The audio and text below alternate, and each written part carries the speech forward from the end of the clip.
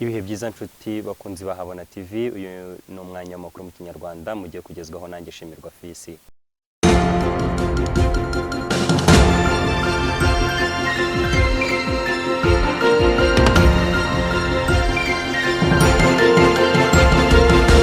Uyu munsi tariki 27 z'ukwezi kwa karindwi, igihugu cy'u Rwanda muri rusange habaye umuganda usoza ukwezi.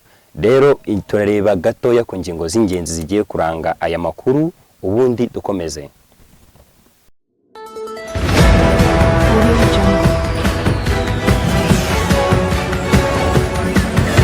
Zimwe mu ngingo z'ingenzi umuganda wabaye mu gihugu hose usoza ukwezi kwa Nyakanga 2024, hamwe n'abaturage muri rusange mu murenge wa Kinyinya bakoze icyo twakwita gutaha ivomero ryo mu mudugudu wa Rwankuba. Abaturage bishimiye by'umwihariko abayobozi babo babayoboye neza ku buryo babasha no kubavuganira bakagera aho iterambere muri rusange. Ikindi kandi nuko habonetsemo n'uburyo bwo kwiga ku nzego z'umutekano, aho hari umuyobozi ushinzwe umutekano ku rwego rw'umurenge wari wahaje, nawe hari icyo yabashije kubwira abaturage. Ikindi nanone nuko habonetsemo bamwe mu bayobozi batanze ibyifuzo, ibitekerezo, kandi abayobozi bakaba babijeje neza yuko ibyo bikorwa byose bifuza bizakorwa. Reka turebe.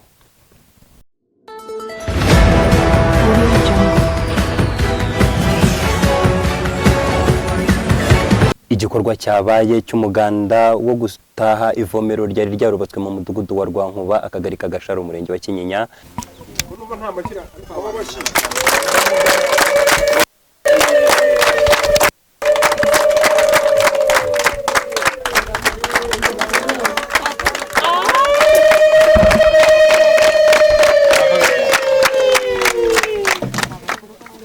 Ni igikorwa cyabaye ku nzego zose, zaba urubyiruko, abagore ndetse n'abaturage muri rusange, aho baje ari benshi rwose bakitabira umuganda. Ni ibintu byari bishimishije, byatangiye abaturage bishima baharura imihanda ndetse banakubura, yemwe hari naho basiburaga imiferege. Tutuye muri no mudugudu wa Rwankuba. Kwaba uhamaze nk'ikingana gute? Imyaka 8. Imyaka 8. Igikorwa iyo bavuze wowe ku bwawe uko wumva cyangwa se uko usanzwe ubikora, iyo bavuze umuganda wowe wumva iki, ubifata nk'iki bavuze umuganda? Umuganda ni ibikorwa remezo, ni ibikorwa bya leta, mbese tugomba kwitabira twese. Usanzwe witabira buri gihe cyose uri mu muganda? Ndawitabira umuganda. Byiza cyane. Noneho turagira ngo utubwire, uyu munsi hari igikorwa nakwita ko iki gikorwa ni igikorwa cyabaye, ariko kiba igikorwa navuga nko mu mudugudu wa Rwankuba kitasanzwe cyangwa se kigize. Urakizi? Ndakizi. Ni ikihe? Umuganda aho wabene kuri kano agana hasi mu gishanga, bawukoze neza, umugezi twari tuwukeneye, mbese abantu bawukoze Imana ibaha umugisha. Abaturage bini hasi undi mwavomaga muti? Twavumaga tubyigana dutonze umurongo kanari imwe. Mu Rwanda muri rusange uyu munsi ni umuganda ahantu hose mu gihugu cy'u Rwanda. Wowe ku bwawe iyo bavuze umuganda ubyumva ute, cyangwa se umuganda ni nk'igikorwa ufata gute mu bwawe? Umuganda numva ari igikorwa cy'iterambere gihuje abaturage, kandi kikaba ari igikorwa rusange duhuriraho, buri muntu agiramo inyungu aho waba wakorewe hose, haba ari muri karitsiye utuyemo cyangwa muri karitsiye zindi zitandukanye hirya no hino, kuko umuganda ni ingirakamaro. Wenda uko hawe ntago byabura cyangwa se ntiwabura no kutubwira ku bwawe ubundi umuganda ubona ari nk'akaye kamaro ushobora kuba ufitiye abaturage muri rusange? Akamaro ni kenshi. Icya mbere, guhura n'ubuyobozi tukaganira nabwo, tukababwira ibitekerezo ndetse n'ibibazo tuba dufite, kwikemurira ibibazo, gukora imihanda, gukora amavomo, byinshi bitandukanye kandi by'iterambere. Ikindi uyu munsi rero nk'umudugudu wa Rwankuba, sinzi nimba hari nk'igikorwa kidasanzwe cyabaye kuri uyu munsi w'umuganda bitandukanye n'indi minsi yose isanzwe iba. Urabona hari igihari cyangwa se byagenze bite? Sangiza. Uyu munsi urarenze. Yego. Utandukanye n'indi miganda yagiye baho. cyane ko uyu munsi urabona ko dufite igikorwa cy'amazi hariya kivomero ikibazo gikomeye cyane kivomero aho twazaga ugasanga turabyigana hari umwanya umwe amazi yarayobye ku ruhande ngo habaga hari itiyo imwe izana amazi ugasanga turahuraho n'imidugudu itandukanye yo mu tugari nka Murama mu mudugudu wa Ngaroyinka mu kagari ka Kagugu nabo baza kuvoma hano rimwe na rimwe barazi iby'amazi yabaye ikibazo mu mudugudu wa Muhororo ndetse natwe Rwankuba. Ikindi nuko kandi bamwe mu bayobozi bakomeje kugenda begera abaturage igihe bari mu bikorwa by'umuganda bakaba babasha kuba nk'abaganira bagasabana. Uyu munsi ni umunsi udasanzwe, ni umunsi twishimiye ko twakoreye umuganda hano iwanyu. Nshimira rwose ubuyobozi bw'umudugudu, nshimira abaturage bo mu mudugudu wa Rwankuba ndetse n'abandi benda muturanye bo hakurya bo muri Ngaruinka. Igikorwa muragiha amanota ngahe kino gikorwa tuvuye gutaha hari hakurya? Muragiha amanota ngahe? Twari dusanzwe twigeze kuhagera na mudugudu rwose hari igihe cy'imvura abantu barwanira, ariko uyu munsi murabona ko hatunganye. Ubu mwashima Imana ra? Reka mbereke Bishop rero wadufashije kuhubaka gukora kira gikorwa cyiza kandi akaba dusezeranije ko tugiye gukomeza ubufatanye. Reka musaba haguruke abasuhuze mwese.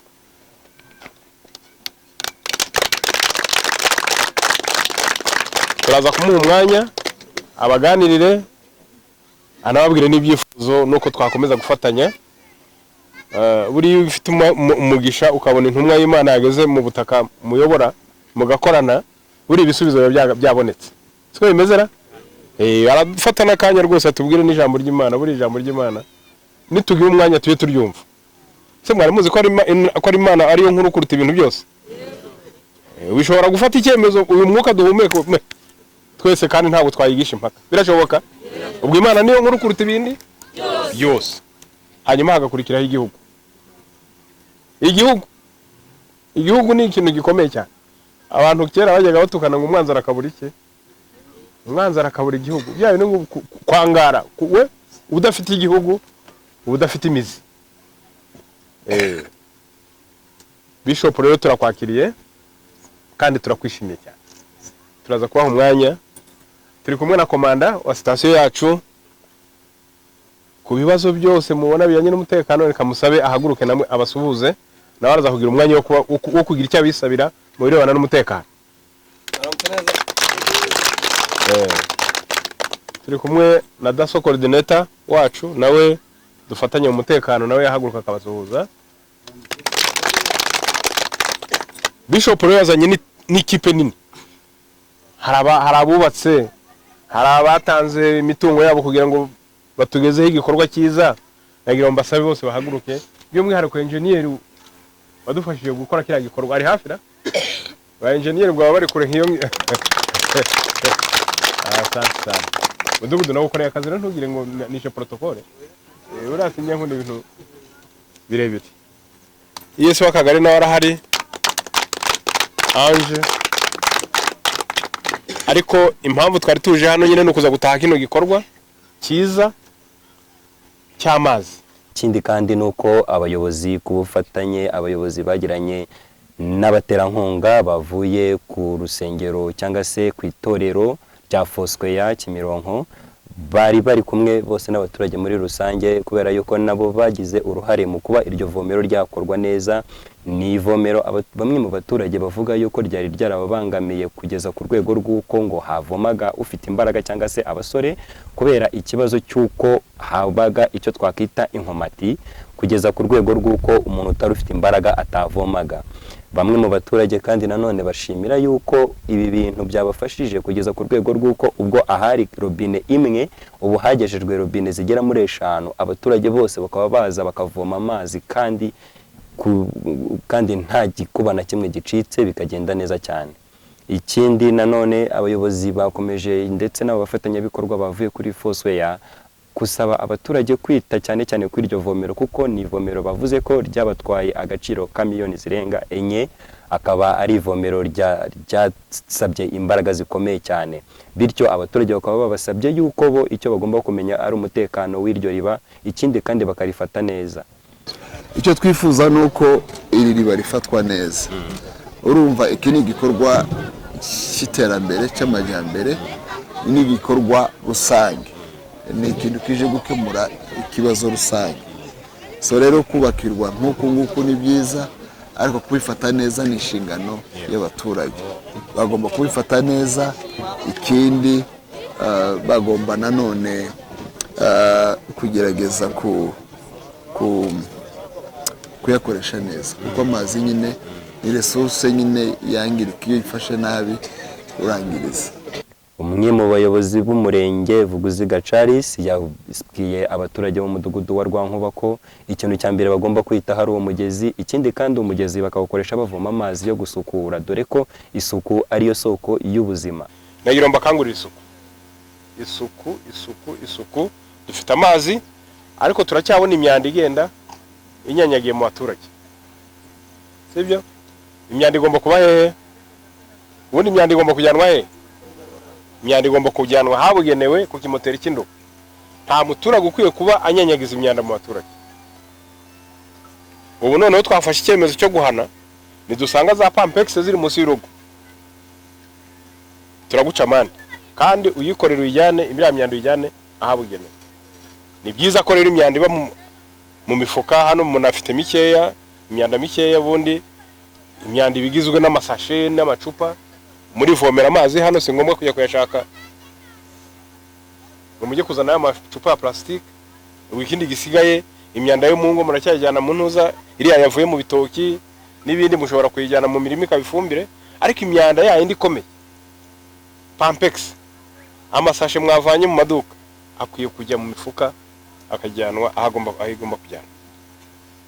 Ikindi tugomba kwitondera nukongera kwibuka yuko ibintu byo gutwika, hari umudamu dore utwika harya yitwa Ndembe Mudugo. Ubushize nari navuze ko bamufata bakamufunga. Uwo mukecuru rwose aratabaza, arapfukama, ararira. Gutwika uyu munsi birahanishwa hagati y'amande y'ibihumbi 500 na miliyoni 5. Muri umunani umva, ariko utazagurisha isambu yawe ujya kwigura kubera ko watwitse. Gutwika mbivuge rwose mu byumva, waba utwika imbagara, waba utwika icyari cyo, gutwika birazira kikazirizwa. Hari abantu bajya twika hano mu miyenzo hano haruguru. Haruguru ahangaha niho nkunze kubona ikintu cyitwa umwotsi. Bantu b'Imana mu byumve neza, nongere mbisubiremo inshuro ebyiri, muntu utwika ufite ikibazo gikomeye, tuzagufata ntuzaducika, kandi umwotsi ntabwo uzihishira. Waba utwika nijoro, waba utwika ku manywa, kirazira kikaziririzwa, umwotsi ntiwemewe. Gutwika ntibyemewe. Muri muranyumva rwose. Imbabazi noneho nongere mbibabwire, ayavuga ngo rwose ya muntu yaba ari ikibazo gikomeye. Ufashwe watwitse nimugoroba, twaraye duhuye n'ikibazo, ni hehe? Ni harakurya batwitse umusozi. Ntabwo ari byo. Iyo dutwitse amashyamba tugatwika ibidukikije, tuba twiyangiza. Ikindi umuyobozi w'umurenge yakomeje gukomozaho ni ikigendanye n'umuganura ugiye kuzaba ku itariki ejo bundi mu kwa munani. Nk'abaturage yabasabye yuko bagomba kwishyira hamwe kandi bagatangira bakaganura bagasangira, dore ko ngo yari umuco wa kera kandi uwo muco akaba ari mwiza, bityo yasabye abaturage yuko bawukomeza. No kubashimira ibikorwa byiza mwakoze, ariko muribuka ko dufite umuganura ku wa gatanu. Murabyibuka? Yego cyane mubyibuka cyangwa mubyumviya? Ku wa gatanu n'umuganura. Ubushize bwo mperuka hano mu muganura byari biryoshye. Nonko murayizi? Murayibuka? Mboherereza amafoto ko byari bimeze ku muganura w'umwaka ushize. Ndashaka ko bisumbyeho, ko biza gusumbaho none. Sibyo? Ubu mwarejeje, dore amasaka rwose mwarasaruye, ariko nizere ko muyayenga ntimuyenge muri za nzoga z'inkorano, bona none bitubyarira ibibazo. Ariko ko mbabona ko mumeze neza, ko ndabona inzoga mwarazigabanije rwose. Ibindi mu byaranze uno muganda udasanzwe wabereye mu mudugudu wa Rwankuba nuko umwe mu bayobozi b'umutekano, umupolisi ubiri mu nshingano ku rwego rw'umurenge, yisabiye abaturage kujya batanga amakuru ku gihe kugira ngo byibuza umutekano ukomeze kongerwa muri ako gace. Ikindi kandi abizeza ko igihe cyose bazamwitabaza azababa hafi. Ikindi mukazi amakuru ku gihe dufite abantu abajura uyu mugabo bambwira ngo abatukanga bakambura abantu bagashukuza abantu amatelefoni bakambuka za Muhororo hakurya bakajya za Gasanze ariko abenshi nzwe tubacumbikiye. Rero mudatanze ayo makuru nko twabivuze nta kintu wakuru dafite iki icyambere ni iki muduha amakuru abantu b'abajura barimo mu midugudu yanyu tubavanemo. Leta yatekereje uburyo bwinshi bwo kugira ngo bufashe abaturage utagiye muri prosecution cyangwa mu butabera ajya mu yindi management yindi tukabajyana muri rehabilitation center zirahari. Abajyaga bajya Iwawa ubu ngubu n'ikindi kigo bashyize hakurya mu Mutarano bita Gatsibo. Bari abana baragenda bakabigisha bakazabona bari abantu b'ingirakamaro aho kugira ngo bakomeze ari zamaye bano muhanda. Bimwe mu bibazo abaturage bagiye bibaza cyangwa se bagiye babaza bagize n'amahirwe yo kuza kubisubizwa, dore yuko hari n'uwavuze ko afite ikibazo cy'uko abana n'umugabo we mu buryo butari ubw'amategeko cyangwa se mu buryo batasezeranye, bityo akaba yahakuye igisubizo cyiza cyane gitifu yamwemereye kuzamusezeranya kandi mu buryo bworoshye. Aho ngaho akaba havuye n'abaturage bamwemereye kuzamuherekeza, kuzamwambarira ndetse n'ikirori bakagikoresha muri rusange. Ikindi kandi nuko bamwe mu baturage bakunda gukoresha iryo vomero bivugira neza ko bo ari nk'inyungu babonye, yewe bavugaga ko bashima Imana yohereje abo bantu ndetse bagashima n'ubuyobozi muri rusange kuba barateye intambwe bakabasabira ubufasha cyangwa se bakegeranya imbaraga, bityo bigatuma iri vomero rikorwa. Ni igikorwa cyatanze icyizere cy'uko abaturage bose muri rusange ibyo bifuza, yaba imihanda yaba n'ibindi bikorwa muri rusange bizakorwa, kubera yuko icyo gikorwa nacyo cyakozwe mu buryo batateganyaga, bakaba bashimira ubuyobozi cyane. Nanone kandi tugana ku musozo w'iyi nkuru yacu, bamwe mu bayobozi bayobora umudugudu bifuje kuganiriza abaturage ukwabo, bababwira yuko babibutsa yuko igihe cya mituweli cyageze cyane, buri muntu wese agomba kwitanga kandi agakora uko ashoboye nk'uko bisanzwe bigenda, agatanga mituweli ku gihe. Bityo ni naho hahise hava inkunga yaturutse muri Foursquare Ministries Church, aho babwiye n'abantu bagacishamo no kubabwiriza, bityo hakaba hagize abavuga cyangwa se abemera gusanga Yesu nk'umwami n'umukiza, bakaba banahakuye inkunga yuko bazishyurirwa mituweli bose. Ni imiryango irenga 10 ku buryo imiryango yabo bose abo bagomba kwishyurirwa mituweli, yewe bagafashwa no mu bundi buzima bw'ibanze. Ikindi kandi nanone nuko abaturage nanone bisabiye abayobozi babagenderera cyangwa se bajya bagera imbere byakihutishwa, bityo iyo mihanda bakeneye bakayibona. Ni ibintu abayobozi bahise babasubiriza aho ngaho rwose, bababwira yuko bishoboka cyane. Ari naho hahise haboneka umwe mu batanze igitekerezo avuga ko ari umwe mu barezi barerera mu kigo cya Groupe Scolaire Rwankuba, ariko ngo ajya ahura n'ikibazo cy'abana basiba ishuri igihe hari nko mu kibazo cy'imvura, bana bakabura aho baca kubera yuko hari ibiraro bigenda byambukwa. Bityo akaba yasabye yuko by'umwihariko imihanda yashyirwa mu bikorwa vuba, ari igikorwa nacyo cyakwizezwa ko cyarangira kugira ngo ejo bundi mu ntangiriro z'amashuri abana bazaze ku ishuri nta kibazo.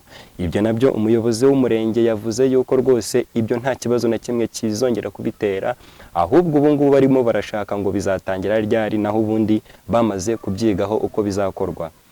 Tugana ku musozo w'aya makuru twari twabateguriye nka Bona TV, tuvuga ku muganda, igikorwa cyabaye mu mudugudu wa Rwankuba.